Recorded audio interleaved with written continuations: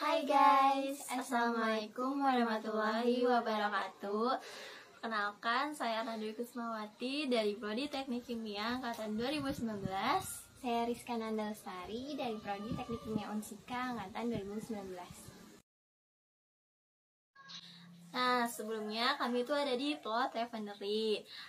Kami itu sudah mengelis pabrik apa saja yang ada di Plot Refinery.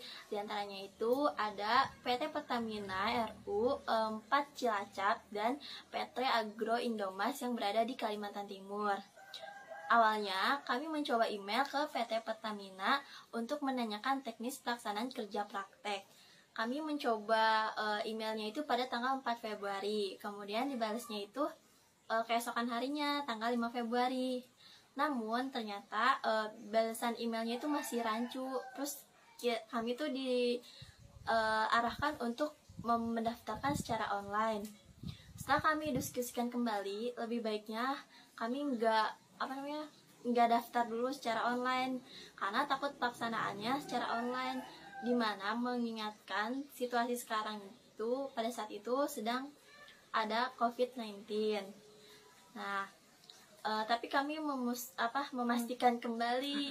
Kami datang ke kantor pusat Pertamina yang ada di Jakarta. Di sana kami menanyakan lagi untuk teknis pelaksanaan kerja prakteknya. Ternyata jawaban yang ada di sana tuh sama seperti saat kami menanyakan di email. Jadinya kami berdiskusi untuk tidak mendaftar di Pertamina. Selanjutnya, untuk opsi yang kedua, kami mencoba untuk menanyakan ke PT Agro Indomas yang ada di Kalimantan apakah dia membuka kerja praktek secara offline atau tidak. Kami mendapatkan informasi ternyata mereka membuka secara offline. Lalu setelah mendapatkan informasi tersebut, kami lalu menyusun proposal tersebut dan meminta persetujuan kepada dosen pembimbing kami.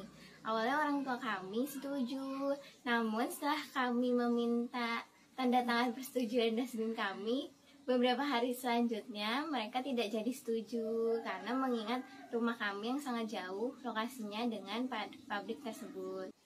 Akhirnya kami berdiskusi dan memikirkan langkah terbaik, yaitu kami mencari info di luar dari plot yang kami dapatkan, yaitu pabrik gula.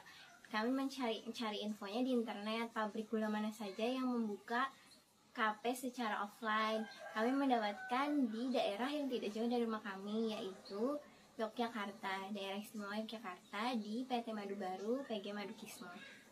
Nah, langkah selanjutnya tuh kami langsung mempersiapkan proposalnya beserta surat-surat pendukungnya. Itu ada dari surat rekomendasi yang didapatkan dari TU Fakultas Teknik Universitas Singapura Bangsa Karawang. Untuk memastikannya kembali, kami menanyakan lewat via telepon dan ternyata benar emang menerima mahasiswa untuk pelaksanaan kerja praktek. Tetapi PT tersebut meminta kami untuk mengirimkannya itu berupa hard file. Akhirnya kami mengirimkan lewat kantor pos. Setelah mengirimkan, kami menunggu selama 1 minggu. Selama 1 minggu, terus kami dikabarin periodenya itu dimulai dari tanggal 27 Juni sampai 27 Juli selama 1 bulan. Lokasi pabriknya itu ada di daerah istimewa Yogyakarta, tepatnya di Desa Padokan, Kelurahan Tirtomulyo, Kecamatan Kasihan, Kabupaten Bantul. Lokasi pabriknya itu tidak jauh dari pusat kota atau yang biasa dikenal dengan Malioboro, sekitar 7,8 km. Itu kira-kira 20 menitan. Kami sampai di Yogyakarta pada hari Minggu. Itu untuk mempersiapkan barang apa saja yang akan kami bawa keesokan harinya. Lalu pada hari pertama kita ke pabrik, kita menemui satpam dulu untuk meminta izin serta menanya arahan kita akan kemana gitu. Terus si satpamnya ini mengarahkan kami ke SDM. Nah, di SDM ini kami tuh mengisi formulir dan mengecek surat-surat yang telah kami kirim. kirimkan. Setelah semua selesai di SDM, kita langsung ke proses produksi. Tapi kita dikasih teori dulu sama Pak Trisno. Sebelumnya dari SDM itu kita sudah dikasih tahu dosen pembimbing lapangan kita siapa. Ya, Tapi saat itu dosen pembimbing lapangan kita sedang sibuk. sedang jadwal malam. Oh ya, shift Dan malam. Iya, shiftnya malam. Jadi belum menemui iya, kita kami. belum menemui. Jadi yang membimbing kita pada hari pertama itu Pak Trisno. Ya, Dia memberikan materi tentang pabrik tengah khususnya di stasiun pemurnian. tentang langkah-langkah Eh, pada pokoknya, stasiun iya. pemurnian dan alat-alatnya apa saja. Setelah diberi teori, kita langsung diajak sama Pak Trisno untuk terjun langsung ke stasiun pemurnian. Jadi pas hari pertama itu kita cuman di stasiun pemurnian, tetapi hari berikutnya giliran itu kayak stasiun Gilingan, ganti-gantian. penguapan dan yang lain sampai pengemasan yang terakhir. Sebelumnya pada hari pertama juga kita bertemu teman kita Iya. dari salah satu univ di Lampung. Di Lampung. Jadi kami berkenalan dengan teman-teman kami, ada 4 orang. Kemudian ada bahan baku dari PG Marukismo, yaitu tebu itu sendiri. Nah, tebu itu harus memenuhi 3 syarat. Di antaranya itu ada MBS. Yang pertama itu M itu manis, B bersih, S segar. Dimana manis itu diartikan kadar dari sukrosanya itu harus tinggi. Kemudian yang B bersih itu si tebunya harus dipisahkan antara kotoran-kotoran yang lain, daun-daunnya dan yang lain-lain. Kemudian S yaitu segar, di mana tebu yang akan dipakai itu harus kurang dari 36 jam dari timbangan tebu itu. Lalu ada bahan baku tambahan, itu ada 5. Yang pertama Air BBC, susu kapur, belerang, flokulan, dan asam fosfat. Air BBC sendiri itu digunakan untuk mengekstrakan nira yang terkandung pada ampas. Itu ada di stasiun penggilingan. Air BBC yang digunakan itu 20-30% dari berat tebu yang digiling. Kemudian yang kedua ada susu kapur. Susu kapur ini berfungsi untuk menaikkan nilai pH yang menjadi nilainya 9 sampai 9,5, dan itu diberi susu kapurnya di stasiun pemurnian. Lalu ada belerang. Belerang itu digunakan untuk menetralisir kelebihan susu kapur serta menyerap atau menghilangkan zat warna pada nira, sehingga hasil gula kristal gula itu berwarna putih. Itu belerang ditambahkan pada stasiun pemurnian. Kemudian yang keempat ada flokulan.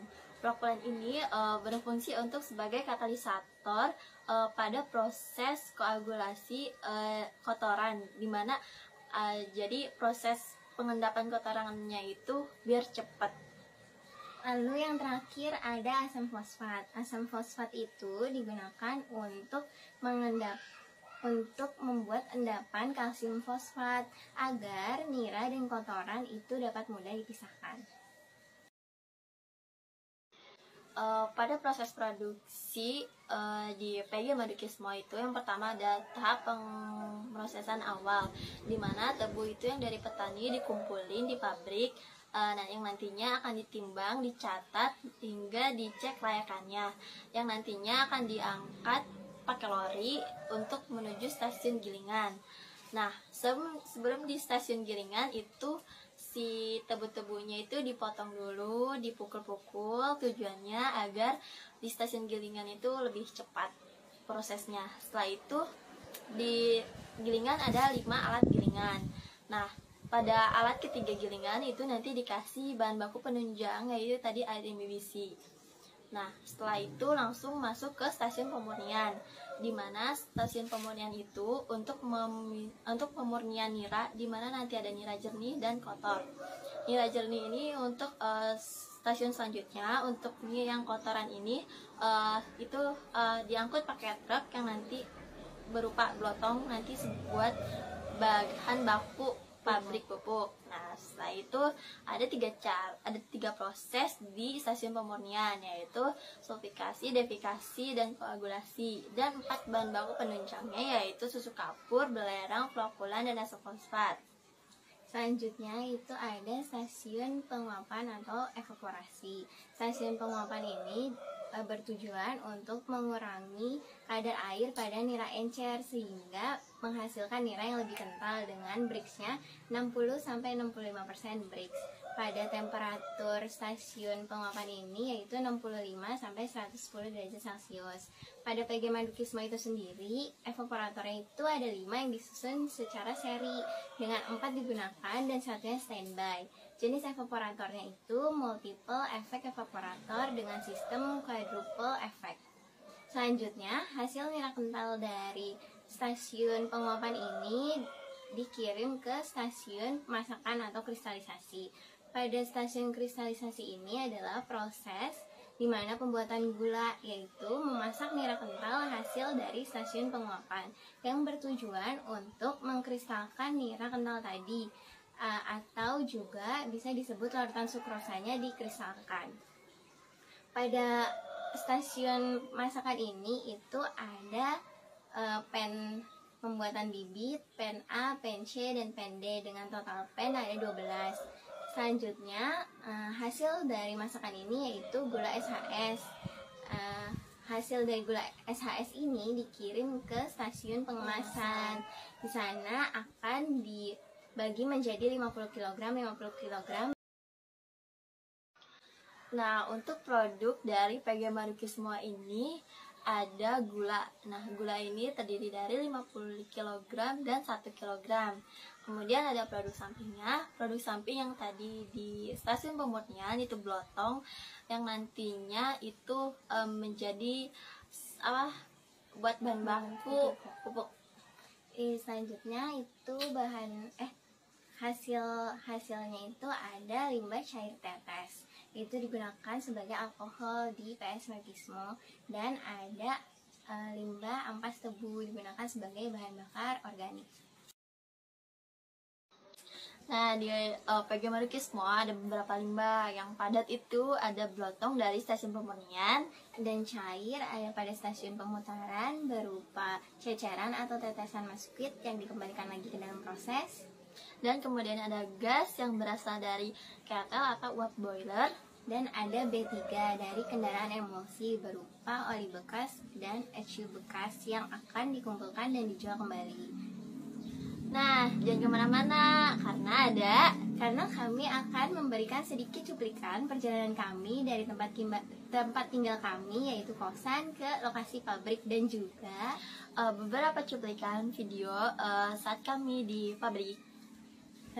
Dan tidak lupa kami mengucapkan terima kasih kepada pembimbing lapangan kami, yaitu Pak Irwan Hartono dan juga Pak Farid, serta staf-staf yang telah membantu kami di pabrik. Dan juga berterima kasih kepada seluruh dosen teknik kimia fisika yang telah mendukung kami dan membantu kami selama kerja praktek. Berterima kasih kepada orang tua kami yang sudah mendukung juga, dan tidak lupa juga terima kasih kepada teman-teman dan kakak tingkat kami yang telah membantu kami selama kerja praktek serta menyusun laporan. Terima kasih semuanya. Jangan lupa like, komen, dan subscribe ya. Bye bye.